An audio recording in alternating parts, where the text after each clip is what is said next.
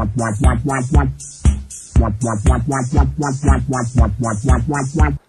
je suis pas content. Il y a la NASA qui a découvert une nouvelle planète. Ouais, c'est Kepler 452b. Ils ont dit que c'était une planète habitable. Oui, mais habitable, comment habitable quoi? Parce que c'est... Oui, mais tous les ans, vous nous faites le coup d'une nouvelle planète habitable. L'année dernière, c'est le gouvernement israélien qui a dit qu'ils avaient trouvé une planète habitable. Bah oui, mais bon... Oui, mais la bande de Gaza, chez eux, c'est habitable, il paraît. Alors, c'est quoi? On se prend pas des météorites sur la gueule, d'accord? Mais est-ce qu'on se prend du phosphore blanc? Parce que ça aussi, ça picote, hein? Donc, y a pas de phosphore blanc là-bas. D'accord, ok. Et y a pas de colon. Il n'y a pas de colon, ah d'accord. Enfin, nous, si on y va, peut-être, mais... Attends, il n'y a pas Daesh? Non, non plus? Il n'y a pas Bernard-Henri Lévy? Non? Il n'y a pas de parti socialiste? Oh putain, j'y vais. On se casse, on y va. Ouais non, je suis con, je peux pas y aller, c'est trop loin. Bah oui, 16 milliards d'années-lumière, c'est pas à côté, il en faut des milles pour se payer le voyage. En plus, c'est pas le gouvernement français qui va pouvoir y aller non plus, ils ont plus une thune en ce moment. Au ministère de l'économie, il y a tout qui se pète la gueule. Ouais, même le ministre, il se pète la gueule, dis donc. Michel Sapin, il s'est cassé le bras, il s'est vautré comme un cagouin. Alors du coup, il y a Macron, il a tenté de faire des blagues pour lui remonter le moral il y a une semaine. Ah, sauf qu'il s'est pris un bide, le pauvre.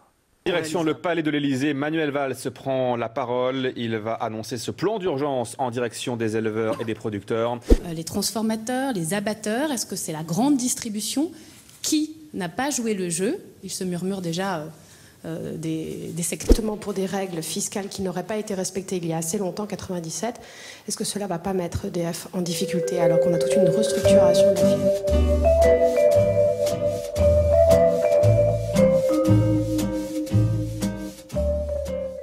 Bah oui, mais Macaron, c'est un métier aussi. Puis tu vois bien que le public, il est pas réceptif, là, Sapin, il est pas envie d'écouter les blagues, il a le bras pété, il a les boules. Sapin, des boules, Sapin. Ah, c'est contagieux, les bides, visiblement. Et puis je suis désolé, Macaron, je sais qu'en ce moment, tous les politiques, ils se mettent à faire du one-man show, mais au moins, si tu veux faire des blagues, prends des cours, demande à un vrai professionnel. Bah, ton patron, François Hollande, lui, en blague, il est fort en ce moment. Vous en connaîtrez, j'espère, des présidents aussi audacieux que moi. Oh, il est marrant, celle.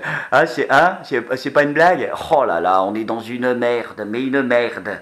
En même temps, c'est vrai qu'il a perdu, hein, niveau blague, François Hollande. Bah oui, c'est comme tous les humoristes, en fin de carrière, ça se pète la gueule, mais c'est au début qu'ils sont bons, en général. Ah oui, en 83, son sketch sur les mecs de droite, oh là là, ça c'était un sketch.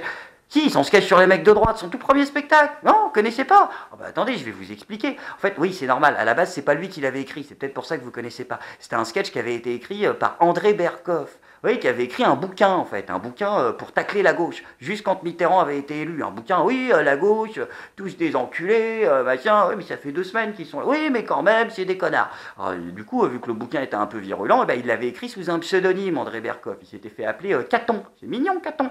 Mais le problème, c'est que tous les journalistes, ils voulaient l'interroger pour voir qui c'était, ce fou furieux.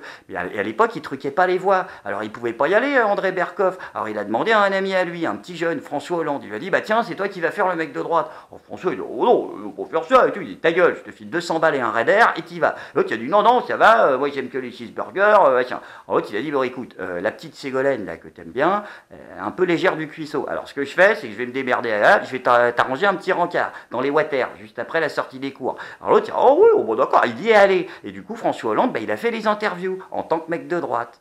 La vérité, c'est tout simplement que le pouvoir socialiste ne tombera pas comme un fruit mûr, et ce qui laisse entendre que nous pouvons, c'est-à-dire nous la droite, revenir... Qu'est-ce que tu dis, François? Nous pouvons, c'est-à-dire nous la droite... Non, refais. Nous pouvons, c'est-à-dire nous la droite... Ah, juste une fois, je m'en lasse pas, promis, c'est la dernière. Nous pouvons, c'est-à-dire nous la droite, revenir au pouvoir dans les mois qui viennent, ou même dans les 2 années qui viennent, se trompe et trompe les Français. C'est pas parce que Pierre Mauroy est à Cayenne ce matin que nous sommes débarrassés de la gauche. Ah oui, ça, on avait remarqué qu'on n'était pas débarrassés de la gauche. Bon, après, je vous rassure, il n'y a pas que des humoristes au gouvernement. Bon non, il y en a qui bossent, enfin, il y en a. Oui, Manuel Valls, il bosse. Ouh là, ça y est, il a décidé de passer la seconde. Bah oui, 2017, c'est bientôt. Donc il s'attaque aux vrais problèmes des Français. Là, ça y est, ici, hein, les vrais problèmes. Oui, non, pas le pouvoir d'achat, enfin. Mais non, il n'y a pas de problème de pouvoir d'achat en France, ça se saurait.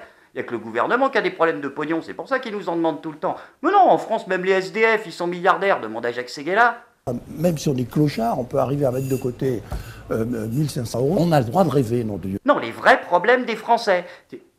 Mais non, pas la lutte contre l'insécurité et les bandes. Alors, vous êtes cons ou quoi? Pour ça, il y a des amis de Manu qui s'en occupent. Bah oui, il y a les antifas pour ça. Pour mieux comprendre comment s'organise la riposte, nous passons la soirée avec Adeline, 18 ans. Et sa tribu, anarcho-punk libertaire antifasciste. Oula, ça commence mal. C'est moi qui te l'ai offert, c'est moi qui te l'ai offert, c'est moi qui te l'ai offert. Tu me l'as piqué celui-là? Mais non, mais il t'a rien piqué du tout. Ce qui est à lui est à toi, et inversement. Je veux dire, c'est punk anarcho-libertaire. Ils ont dit, tout le monde échange tout. Enfin, c'est Woodstock. Ah non, non, c'est le même. C'est pas étonnant, vous avez tous les mêmes trucs. Aline, Charlotte, Mathieu et les autres militent de la tête aux pieds. Un rouge et un noir, c'est les anarchos. Et les fascistes, en fait, ils mettent des lacets blancs. Ouais. Ah, t'as des lacets blancs, c'est facho. Ah ouais, t'as vu sur mes Converse. Oula, stop! Alors, on arrête tout de suite. Deux toutes petites précisions, les copains. Oula là là là, non, vous dites des conneries, là. Premier point, il faut pas s'amuser à péter la gueule à tous ceux qui ont des lacets blancs sur leurs Converse. C'est pas ça, les nazis. Les lacets, regarde, les lacets... C'est fourni avec, hein. Donc non, c'est pas du tout ça. Et deuxième point, parce que, putain, ça va finir en Clément Méric, cette histoire.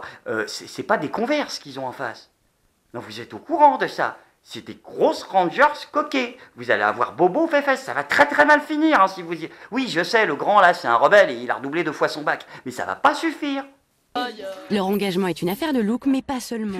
Alors, comment vous bougez d'ailleurs? Qu'est-ce que vous faites concrètement? Essayer de discuter. Et si la personne elle veut pas discuter, Nous on les provoque. Nous on aime bien ça. Moi l'année dernière ils me sont tombés à 20 sur moi. Oh la coquine, on dit merci qui? Merci Jackie et Michel.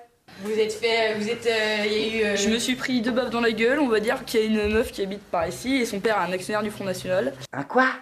Un actionnaire du Front... Un actionnaire du Front... Non, je vois pas le... militant, oui. Dirigeant, responsable... Un actionnaire... Oulala, non mais faut tout reprendre, là. Faut tout revoir, je suis désolé, hein, mais... Ah, faut tout refaire, là. Pensée politique, pensée économique, hygiène aussi, c'est important, faudra y songer. Parce que là, c'est une catastrophe, votre histoire. Et donc en fait elle m'a demandé c'était quoi mon problème, je lui ai répondu que j'aimais pas les fachos, elle m'a foutu une baffe. Heureusement que son frère était là parce que je crois que sinon à mon avis elle serait en train de faire peinture murale. Là elle serait en train de faire l'égyptienne contre la grille je pense. Oui, parce qu'en fait elle c'est le camionneur du groupe. Ah bah voilà, enfin quelque chose de vrai, une analyse pertinente, c'était pas trop tôt. Allez, tu restes sur cette lancée, puis tu vas me dire Michel Kouska, zou. Sans commande. Petit anarchiste, casse-couille pour vieux. Tu mets tes bracelets à clous pour faire peur tellement t'as pas de muscles. Donc pour en revenir à Manuel Valls, une dernière fois, il a décidé de s'attaquer aux vrais problèmes des Français. Mais vous voyez vraiment pas, vous le faites exprès, mais les vrais problèmes, la vraie priorité des Français. La chasse aux nazis, enfin!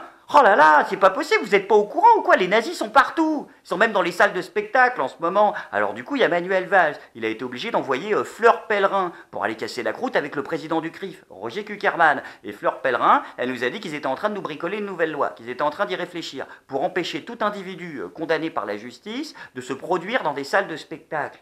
D'accord, mais juste une question, l'Assemblée nationale, ça compte ou pas? Parce que c'est plus ou moins une salle de spectacle en ce moment, donc... Ça compte pas, d'accord, oui, tu me rassures, bah oui, sinon Sylvie Andrieux, elle aurait eu des vrais problèmes. Sylvie Andrieux. Non, vous voyez pas qui est Sylvie Andrieux? Ah bah Sylvie Andrieux, c'est la députée du Parti Socialiste. Oui, des quartiers nord de Marseille. Ah bah là, il y a des gros problèmes, Sylvie Andrieux. Bah oui, elle a été condamnée à 4 ans de prison, dis donc, pour détournement de fonds publics, dont 1 an de prison ferme. Et Sylvie Andrieux, bah non, elle continue quand même d'exercer son mandat. Elle a quitté les bancs de l'Assemblée pour celui des accusés. Sylvie Andrieux, députée des quartiers nord de Marseille.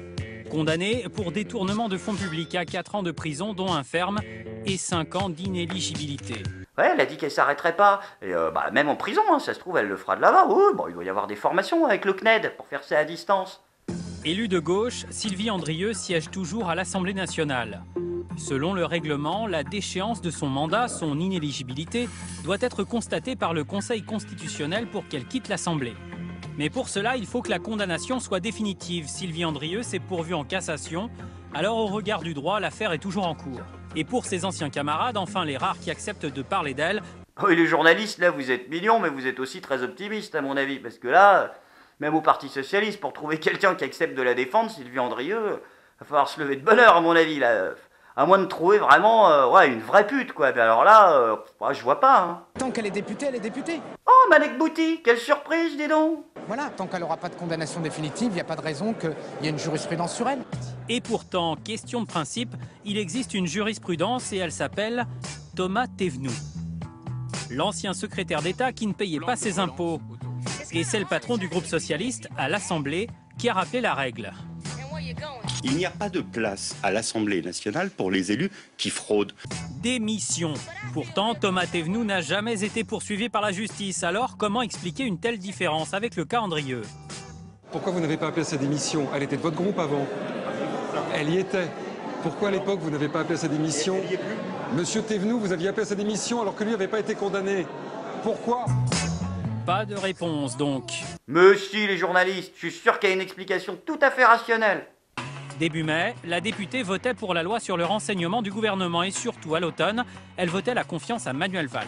Et ben voilà, tout s'explique.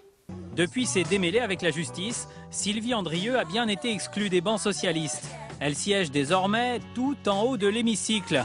Ah mais ils l'ont punie finalement alors. Ah bah oui, ils l'ont mis au fond de la classe. Ah bah c'est bon, elle est au coin ça. Oh non, j'ai eu peur. Bah fausse info, désolé. Ah non, je croyais que c'était encore une magouille du Parti Socialiste, mais non, justice a été faite, comme dirait Tata Christiane.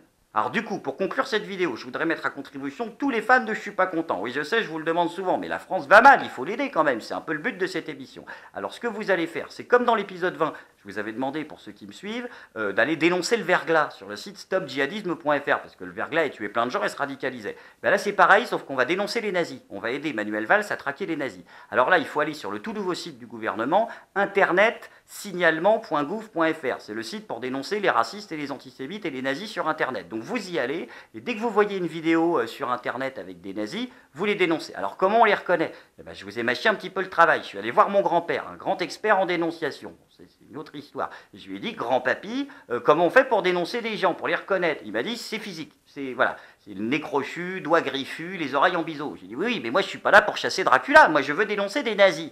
Il m'a dit, comment ça? C'est vrai je lui ai dit, c'est inversé maintenant, grand-papy, te fais pas chier. Maintenant c'est les nazis qu'on dénonce. Donc voilà. Il m'a dit, bah c'est pareil, c'est à la gueule. Alors du coup, je suis allé sur Internet et j'ai chopé une vidéo d'un nazi que j'ai envoyée. Et je vous invite à faire la même chose. Donc la vidéo que vous allez voir est une vidéo d'un certain Michel Rodriguez. Alors ne vous laissez pas avoir par le prénom, le nazi se cache. Et derrière ce patronyme qui sent bon le tapas bon marché et la salsa, se cache en fait un vrai représentant du Troisième Reich. Cet homme que vous allez voir, blond aux yeux bleus. Hein, oui, mais blond et puis yeux bleus. Hein. Ouh là là, oui, les golasses c'est du caca à côté. Donc pur représentant de la race aryenne. Arbore fièrement une croix de fer. Sur son torse en plus, comme les, comme les Waffen-SS. Donc là, oulala, avant d'arborer, plus tard dans la vidéo, non moins fièrement d'ailleurs, une arme, oui, de 4e catégorie, avec lequel visiblement il va nous faire une Anders Breivik. Donc j'ai sauté sur l'occasion, je l'ai chopé et je l'ai envoyé pour le dénoncer. Donc je vous laisse en compagnie de Michel Rodriguez, cet ignoble nazi, et je vous invite à faire exactement pareil.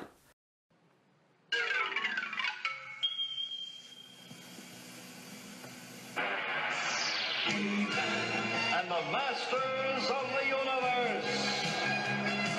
I am Adam, Prince of Eternia, defender of the secrets of Castle Grayskull. This is Cringer, my fearless friend. Fabulous secret powers were revealed to me the day I held aloft my magic sword and said, "By the power of Grayskull."